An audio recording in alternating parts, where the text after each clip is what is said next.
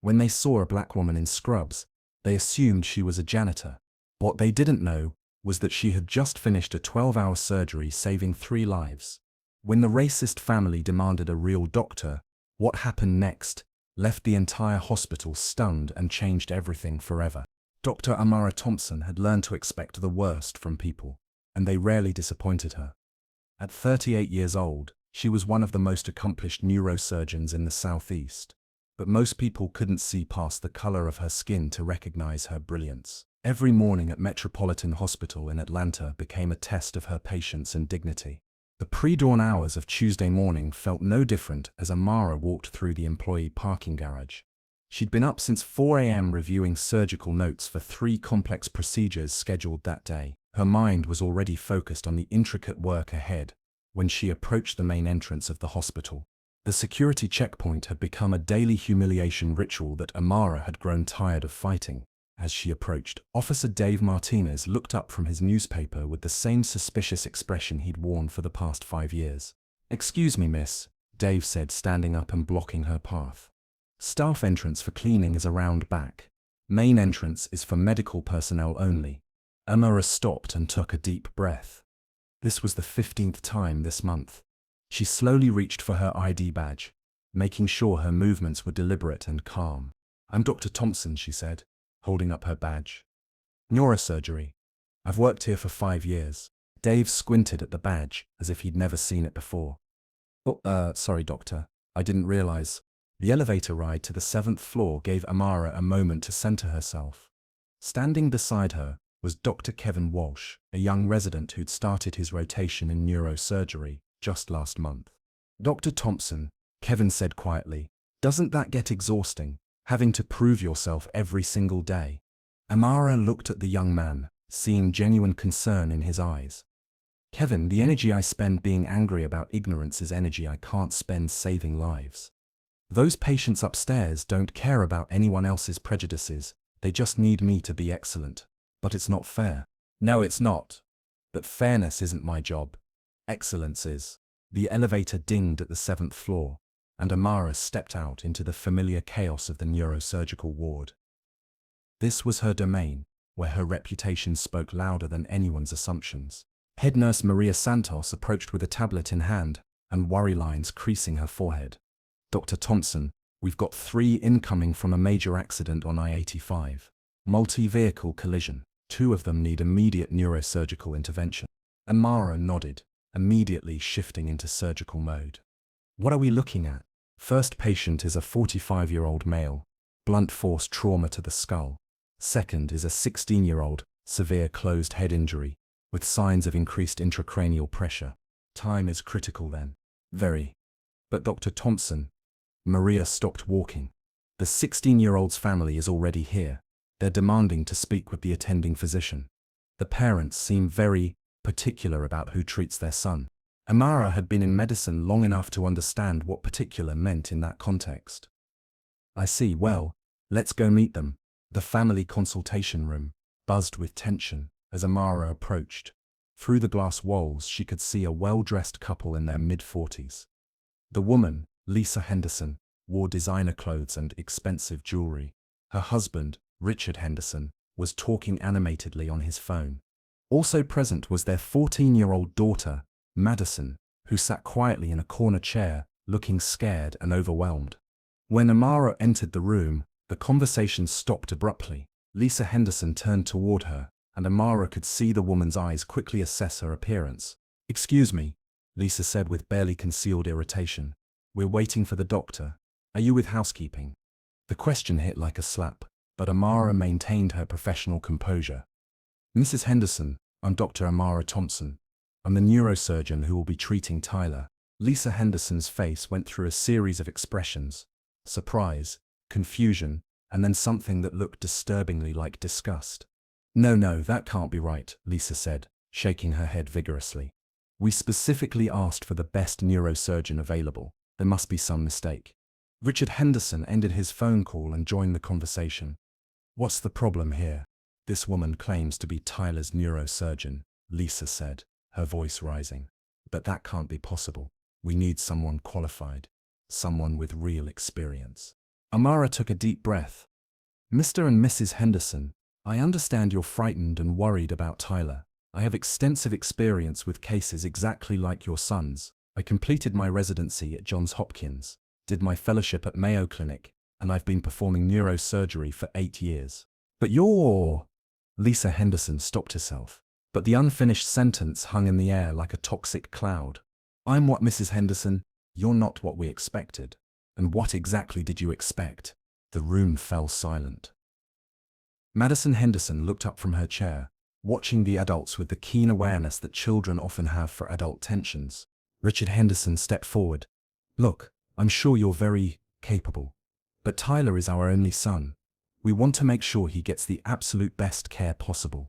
The best care possible is what I provide every day, Mr. Henderson. But if you're not comfortable with me treating Tyler, you have the right to request a transfer to another hospital. However, I should warn you that time is critical in cases like this. How critical? Richard asked. Tyler has bleeding in the brain that's creating pressure on vital tissues. Every minute we delay treatment increases the risk of permanent brain damage or death. Lisa Henderson turned pale at those words, but her prejudice seemed stronger than her maternal instincts. There has to be another option. Another doctor. There is, Amara said calmly. But the next qualified neurosurgeon is currently in surgery and won't be available for at least 4 hours. By then, she didn't need to finish the sentence. The implications were clear. You're trying to pressure us, Lisa accused. This is unacceptable. The tension in the consultation room reached a breaking point as Lisa Henderson's carefully constructed facade of politeness crumbled completely. I don't care what credentials you claim to have, Lisa said, her voice growing louder. I will not allow my son to be some kind of experiment for an affirmative action hire. The words cut through the room like a scalpel. Madison Henderson gasped audibly, and even Richard looked shocked by his wife's bluntness. Lisa, he warned, watch what you're saying. No, Richard. Our son is dying and they want to let some unqualified person play doctor with his brain. Amara felt every muscle in her body tense, but years of facing discrimination had taught her to channel her anger into cold professionalism. Mrs. Henderson, I graduated summa cum laude from Harvard Medical School. I've performed over 800 brain surgeries with a success rate of 97.3%. I don't believe you, Lisa shot back. That's impossible. It's not only possible, it's documented. Would you like to see my credentials? Anyone can fake documents these days. Dr. James Wilson, the chief of emergency medicine, appeared in the doorway. Is there a problem here? Lisa Henderson immediately turned to him with relief. Yes. Finally, someone in authority. This woman is claiming to be a neurosurgeon, but that's obviously impossible. We need a real doctor for our son. Dr. Wilson, who had worked with Amara for 5 years, looked stunned by the family's hostility. Dr. Thompson is not only a real doctor, she's one of the finest neurosurgeons I've ever worked with. Your son couldn't be in better hands. That's ridiculous, Lisa insisted. Look at her. She's probably never even been to medical school. She graduated from Harvard. I don't care what lies you people tell. I want a white doctor for my son. The word hung in the air like a bomb that had just exploded. Everyone in the vicinity heard it clearly. The open racism was so blatant that several people gasped audibly. Madison Henderson started crying, horrified by her mother's behavior. Mum, stop. You're being horrible. I'm being protective. Lisa snapped at her daughter. As if summoned by the tension, a code blue alarm began blaring throughout the hospital. Nurse Maria burst into the consultation room, her face grave with urgency. Dr. Thompson, Tyler's condition is deteriorating rapidly. His intracranial pressure is spiking, and we're losing neurological responses. Amara immediately moved toward the door, but Lisa Henderson blocked her path. You are not touching my son. Mrs. Henderson, get out of my way. Tyler is dying. I'd rather he die than let you butcher him. The words were so shocking that everyone in the room stared at Lisa Henderson in disbelief. Even her own husband stepped back. Lisa, what the hell is wrong with you? Richard demanded. Dr. Wilson stepped between Amara and the hysterical mother. Mrs. Henderson, if you don't allow Dr. Thompson to treat Tyler immediately, your son will die. Do you understand that? You're all lying to protect your diversity hire. Tyler's brain scans don't lie. Amara said coldly. She pulled out her tablet and showed the family the latest imaging results. See this dark area here? That's blood collecting in his brain. Every minute it sits there, it destroys more brain tissue. Tyler has maybe 20 minutes left. Richard Henderson looked at the scans with growing horror. Lisa, look at this. It's fake? They're trying to scare us. The code blue alarm continued to blare. Tyler was running out of time. Madison Henderson, only 14 years old, stood up from her chair and faced her mother with a maturity beyond her years. Mum, she said with quiet intensity, if you let Tyler die because you're racist, I will never forgive you. Ever. The words hit Lisa like a physical blow. She stared at her daughter, seeing disappointment and disgust in the young girl's eyes. Madison, you don't understand. I understand perfectly. You'd rather have a dead son than admit a black woman might be smarter than you. Richard Henderson stepped forward, his own patience finally exhausted. Lisa, enough. Dr. Thompson, you have our consent to operate. Richard, no. Yes, Lisa, I'm Tyler's father, and I'm making this decision. Amara didn't wait for further discussion. She turned to Dr. Wilson. Prepor 3. I need my best surgical team, and I need them now. As she moved toward the door, Lisa Henderson called out desperately, what if something goes wrong? What if you make a mistake? Amara turned back one final time. Mrs. Henderson, I've never lost a patient due to surgical error. But if I make a mistake with Tyler, it won't be because I'm black. It will be because sometimes, despite our best efforts, medicine fails. But if I don't operate on him right now, he will definitely die. The brutal honesty of that statement seemed to finally break through Lisa's defenses. She collapsed into a chair, sobbing. Go? She whispered. Please? Just go save my baby. The next 12 hours would test every skill Amara had developed in her career. Tyler's injury was complex, a subdural hematoma complicated by brain swelling and damage to critical neural pathways. As Amara scrubbed in, she could feel the weight of expectations pressing down on her. This wasn't just about saving Tyler's life anymore. The entire hospital was watching. Dr. Sarah Kim, her surgical resident, joined her at the scrub station. Dr. Thompson, are you okay? What happened out there was completely inappropriate. I'm fine, Sarah. Right now, the only thing that matters is that young man in there. The family doesn't deserve your best effort after what they said. Amara paused in her scrubbing. Sarah, let me tell you something about medicine. We don't treat people because they deserve it. We treat them because it's right. Tyler Henderson didn't choose his parents' prejudices any more than I chose my skin color. They entered the operating room, where Tyler lay unconscious on the table, his head shaved and prepped for surgery. Okay everyone, Amara announced to the room. This is a complex subdural hematoma with significant midline shift. We need to relieve the pressure and evacuate the clot while preserving as much healthy brain tissue as possible. The surgery began with Amara making the initial incision. Her hands moved with the precision and confidence that had made her reputation.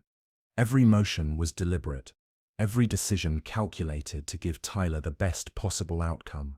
2 hours in, complications arose. The bleeding was more extensive than the initial scans had revealed. DP is dropping, called the anesthesiologist. He's not tolerating the procedure well. Stay with me, Tyler, Amara murmured as she worked. We're going to get you through this. Hour after hour, she meticulously removed damaged tissue and repaired torn blood vessels. The surgical team worked in focused silence, everyone understanding the stakes involved. In the waiting room, the Henderson family sat in agonized suspense. Other families kept their distance, still uncomfortable after witnessing Lisa's racist outburst. Richard, she said quietly, what if she's right? What if Tyler dies because I delayed his treatment? Then, we'll have to live with that. Madison looked up from her homework. Mom, why do you hate black people so much? The blunt question forced Lisa to confront the ugly reality of her beliefs. I don't hate them. I was taught that they weren't as capable as white people. Who taught you that? My parents, their parents, everyone in my family. Well, they were wrong, Madison said simply. And now Tyler might die because you believed their lies. At hour 8 of the surgery, Tyler's condition stabilized. Amara had successfully removed the blood clot and reduced the swelling in his brain.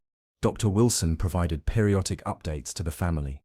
Dr. Thompson has successfully evacuated the hematoma.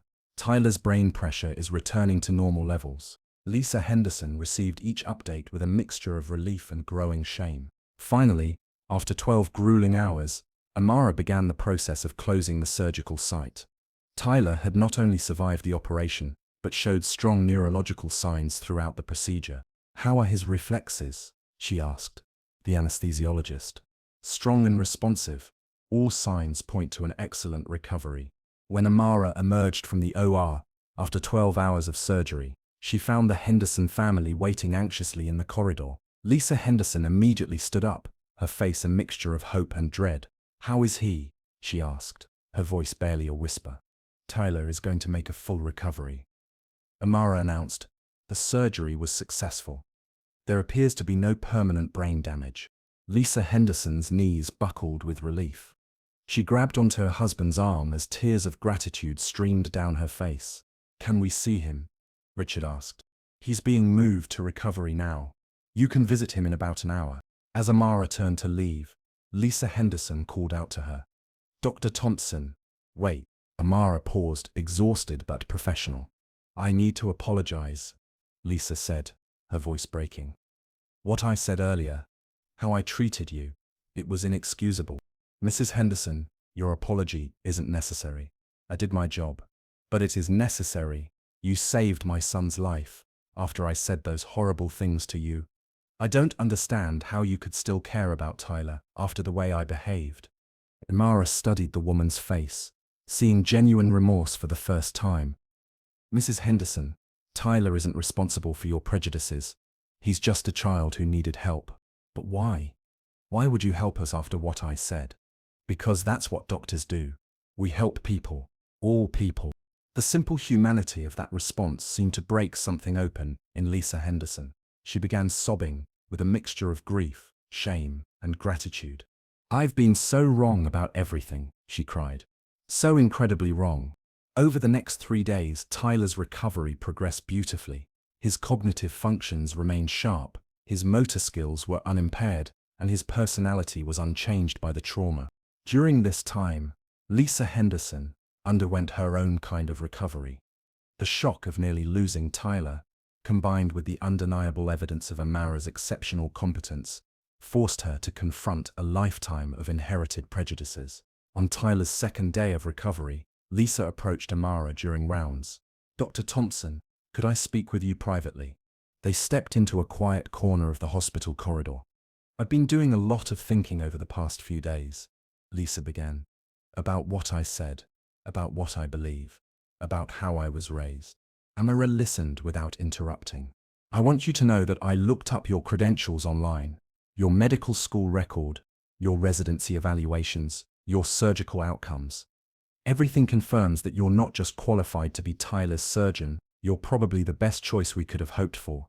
"I appreciate that, Mrs. Henderson. But that's not enough, is it? It shouldn't take a crisis for me to see your worth as a person and as a doctor." "No, it shouldn't." Lisa nodded. "I want to do better. Not just apologize, but actually change. The question is, how does someone like me undo a lifetime of wrong thinking?" "Mrs. Henderson, the fact that you're asking that question is already a start. Change begins with acknowledging that you need to change. What else? Listen to people's stories. Really listen. Try to understand experiences different from your own. And when you hear other people expressing the kind of prejudices you used to hold, speak up, even if it's uncomfortable. Especially if it's uncomfortable. Change is never comfortable." When Tyler was fully alert and able to have lengthy conversations, he asked to speak with Dr. Thompson privately. "Dr. Thompson," Tyler said, his voice serious despite his youth. "I remember parts of what happened before the surgery. I heard my mom saying those things to you." Amara sat down beside his bed. "Tyler, you don't need to worry about that. Your focus should be on getting better. But I do need to worry about it. My mom almost let me die because she's racist. How do I live with that?" "Tyler, your mother was scared and reacting from fear. Fear doesn't bring out the best in people." "But it wasn't just fear, was it? She really believes that black people aren't as good as white people. Amara chose her words carefully. Your mother was raised with certain beliefs that aren't based on truth. The good news is that people can change their beliefs when they're presented with new information. Like the information that you're an amazing surgeon. Like that. Yes.